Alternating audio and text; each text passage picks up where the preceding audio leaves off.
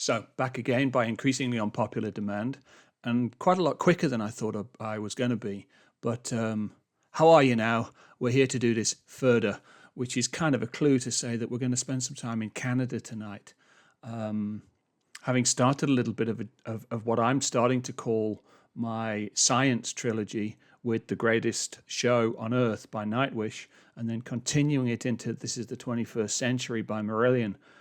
I decided that I need to finish that trilogy with Rush, Natural Science, which is another take on all of this, everything, the world, science, our place in the universe.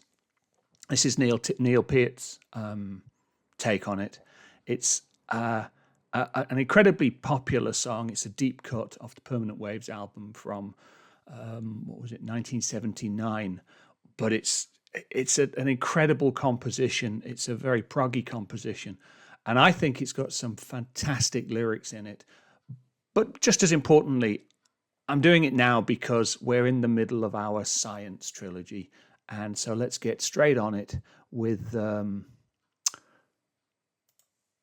Natural Science, Rush, which opens with the sound of water and seagulls on the beach.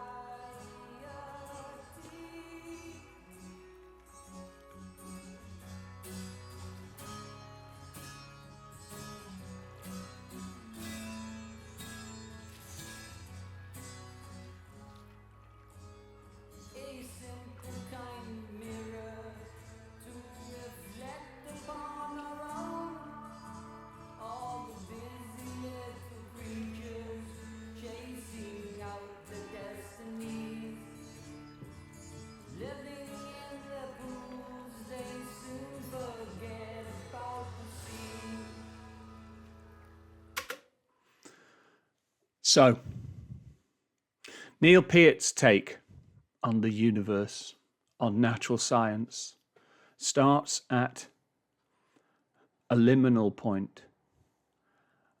The liminal point being that point between the sea and the land, where the sea and the land meet. That point of intersection where things are always changing, always in flux, coming and going. And he paints us the picture of something that I'm sure most people have seen, a rocky shoreline with tidal pools.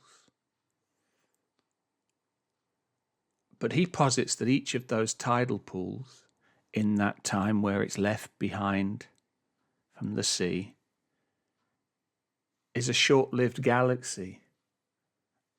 These microcosmic planets, complete little societies, complete with all of the different bits of life, all maintained by this encompassing pool, all in a way completely unaware of the other pools. They've gone from being part of this enormous ocean to existing in this tiny little pool that is the sum total of their world. And then he says, it's a simple kind mirror to reflect upon our own. Terry Pratchett described the Discworld as being a world and a mirror of worlds. And that idea that in the consideration of the tidal pool, we can look into that mirror and reflect upon ourselves, and see ourselves as busy little creatures chasing our destinies, living in our own tidal pools, quickly forgetting about the sea. Now, he's not just talking about a planet that exists as its own microcosmic planet. He's not just talking about Earth as a place that we exist where we forget about everything outside of that. He's talking about my life, where over a year into COVID, I go from spending 9 months of a year in South Africa interacting with a vast ocean of people as we write television series, down to this little tidal pool of these four walls, this office in a house in the north of England. And this house has become my tidal pool. And while I haven't entirely forgotten about the sea, it's very easy for my world to have shrunk down to my problems and my issues and my tiny little pool, and to stop considering the greater picture, the greater ocean. It's to go from the greatest show on earth, which starts pre-life and starts at the vastness of everything and sort of slowly drills down, and to have Steve Hogarth to ask us to consider that magic isn't dead. We now come to Neil Peart, summing it all up with the view of a tidal pool and a sea urchin and a crab, and if you're lucky, a little seahorse, and all of those microscopic creatures that so easily can inform our understanding of how the place that we have in the world. Fantastic starting point.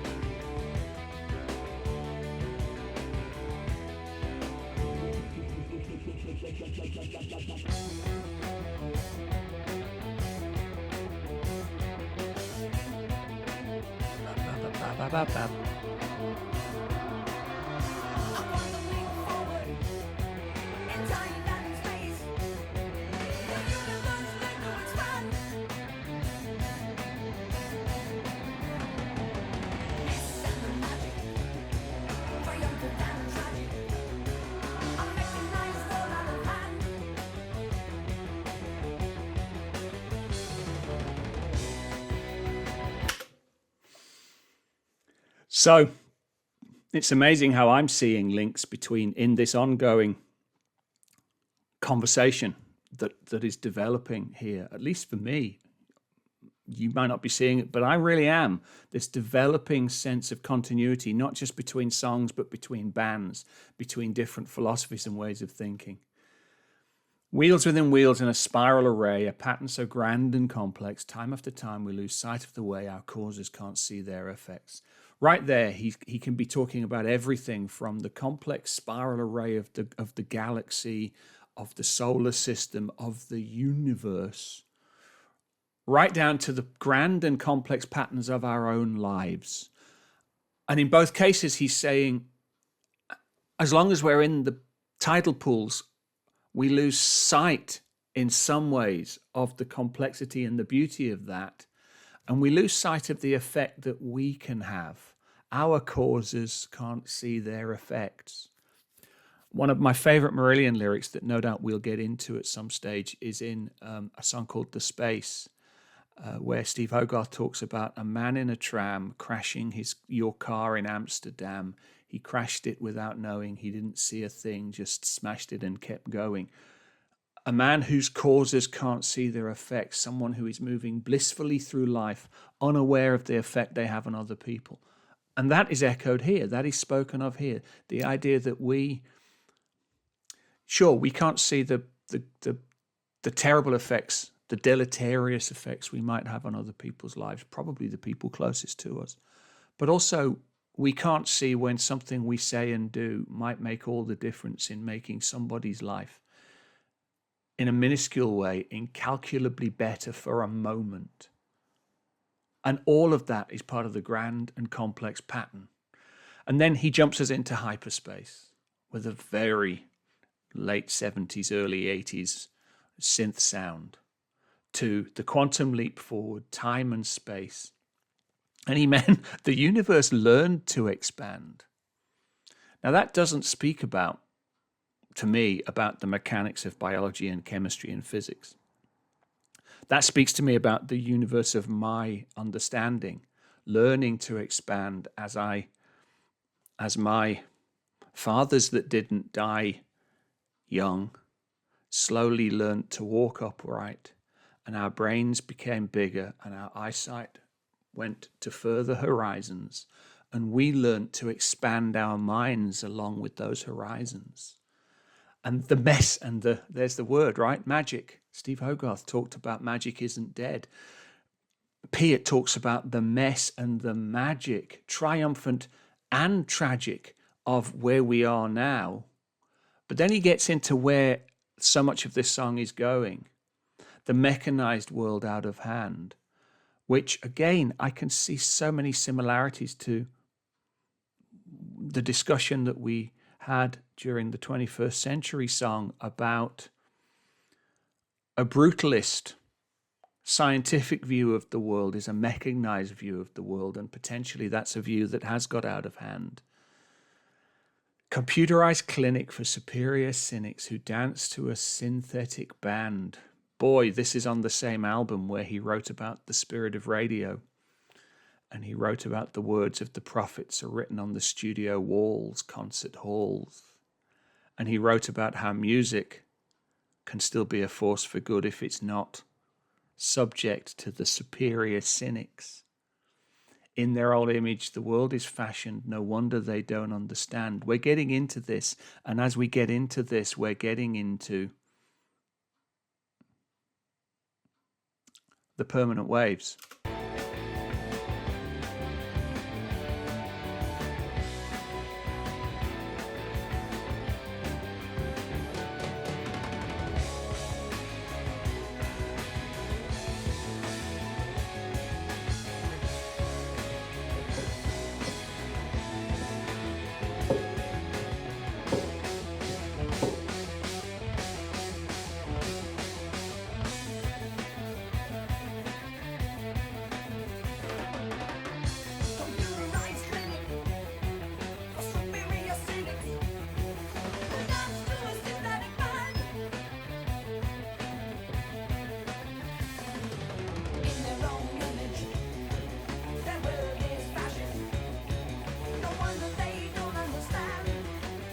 If you spend too much time in your tidal pool, seeing only your world, you stop understanding the greater world, right? If you fashion your world to be too much just your world, if you only watch the videos you watch, if you only listen to the opinions you listen to and don't broaden your mind, as I'm trying to do with this process, you cease to understand. As Mr. Lifeson rips it.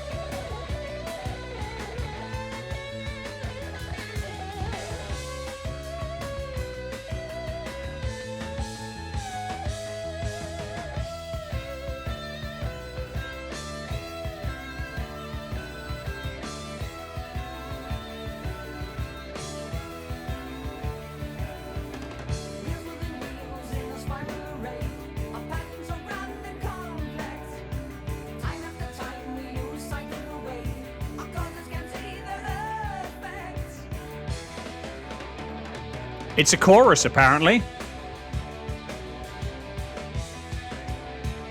And here we're coming up to what apparently we call transition, baby.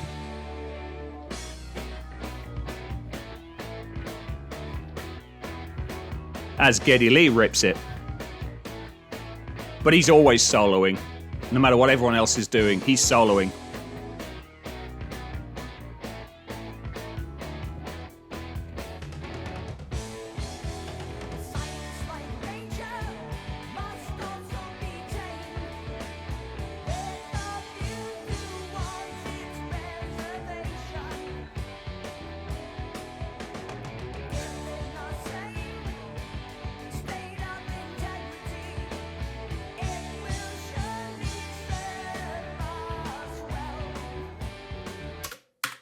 So, science, like nature, must also be tamed. What do I get out of that? What I get out of that is exactly what I think I was edging towards in addressing the sort of Dawkins view of the world. That clearly wasn't the Nightwish view of the world, not entirely, because I think Tomas's view of the world was more humanistic. But that idea that Hogarth railed against, that idea that a wise man once said that everything can be explained, that's untamed science. We didn't just tame nature, we corralled it, we domesticated it, and in many, many cases we continue to abuse it. In the name of science, and weirdly it's probably science that's going to need to help us to address that and fix that.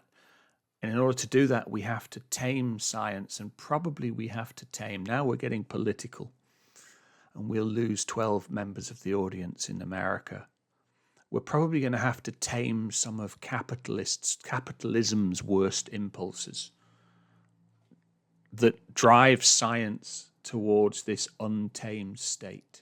But if we do that, this is such an optimistic view of the world, with a view towards its preservation, given the same state of integrity. And I think integrity there is a synonym for respect, given the same respect that, and honor that we can have for science as we have for what little we have left of nature. Science can serve us well. Peart is an optimist. Peart is not saying that science, he's not saying that the superior cynics, he's not saying that computerized clinics are by default wrong. He's saying that we must tame them so they serve us so we don't serve them. It's an individualistic message. It's a humanist message. It's sort of the boy that saw the self, the self as the center of the world from Ayn Rand, getting to the point that he sees us all as the center of the world, and everything in our world should be serving us as human beings.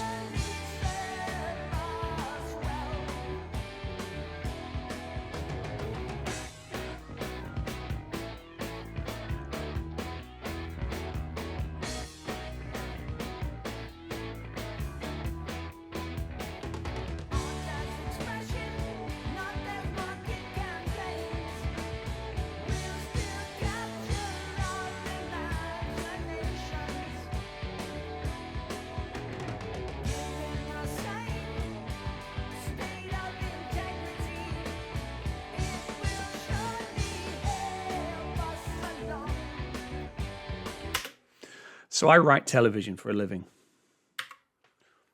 I get paid for what might laughably be called art, my art.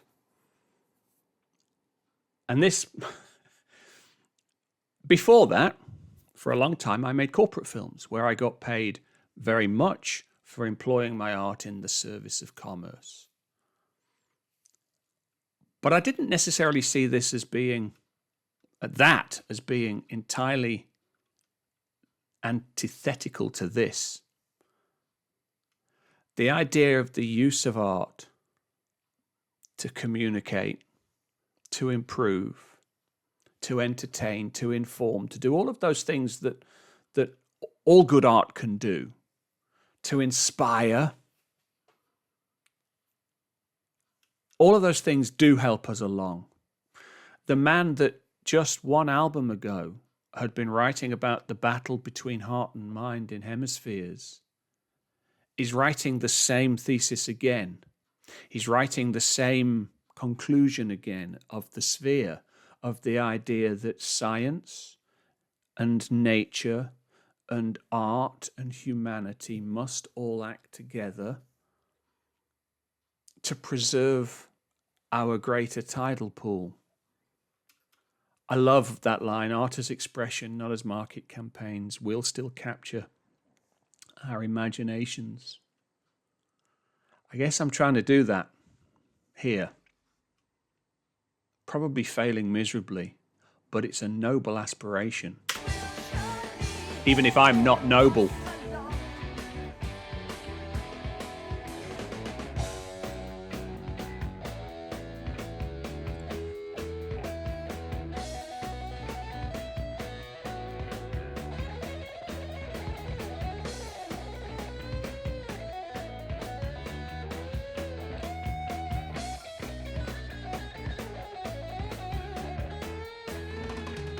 Rush really do play all the notes.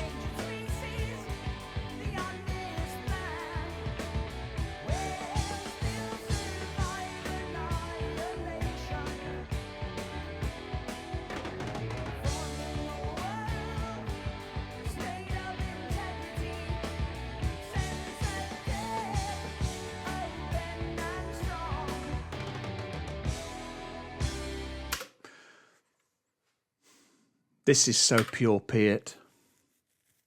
The most endangered species, the honest man, will survive annihilation, will help to move us closer to the heart, in forming a world that has integrity, that is sensitive, open, and strong. Once again, Piet is writing his personal mission statement, and he lived that mission statement. But he did it in a way that certainly, with Rush being that band for me, with his lyrics being those lyrics for me, he inspired me to want to be like him. And that is not to play the drums or to have a phenomenal mustache or even to wear a kimono. He inspired me to want to be that guy, that endangered species.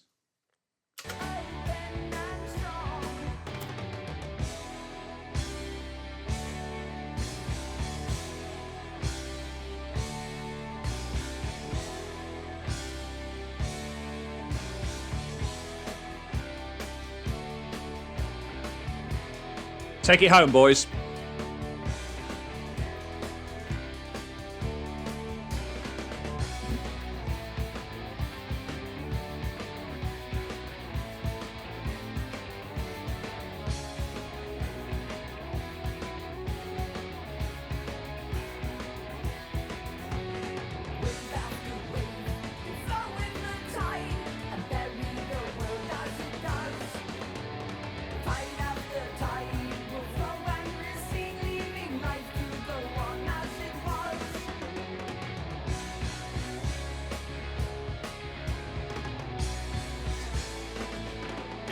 I'm not going to stop it. We'll put a pin in that.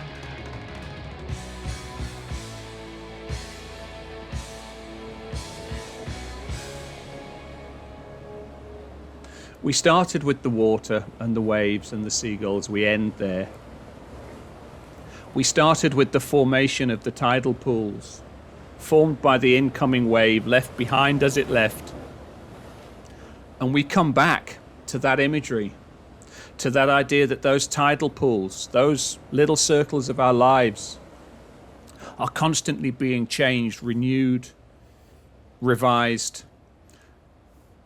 After a year of COVID, it will pass. Does that mean I'll get back to doing what I was doing and spending 9 months a year in Johannesburg? I don't know. I don't know what the future holds, but I do know that the tide will flow in and it will flow out and it will bury my world. And it will flow and it will recede. And yet my life will keep going on as it was. Not the same. Plus as chance, plus seldom même chance. The more that things change, the more they stay the same. The constant flow of the tide of our lives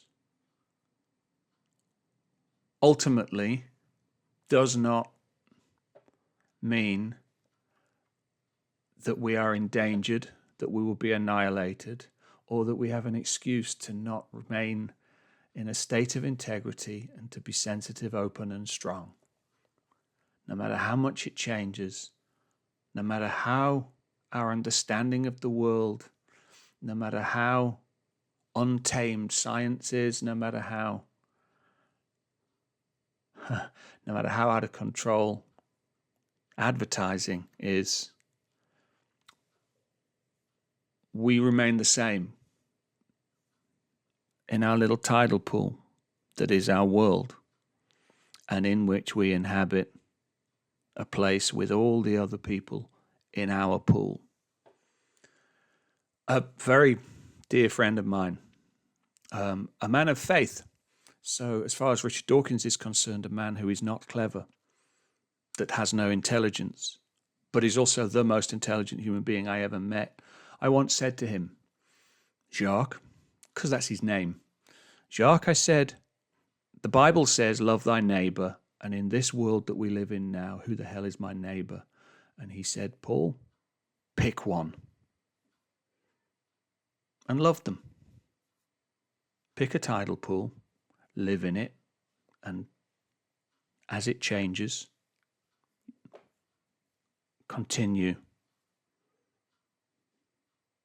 I do love this song. It's nothing like This is the 21st Century by Marillion. It's nothing like The Greatest Show on Earth by Nightwish, but it's everything like both of those songs. And it's hopeful, and it's human, and it's optimistic, and it's inspirational. And I hope that in some small way, this right here can be all of those things. If you are still, thanks for doing it. Hopefully I'll see you again. Keep the faith.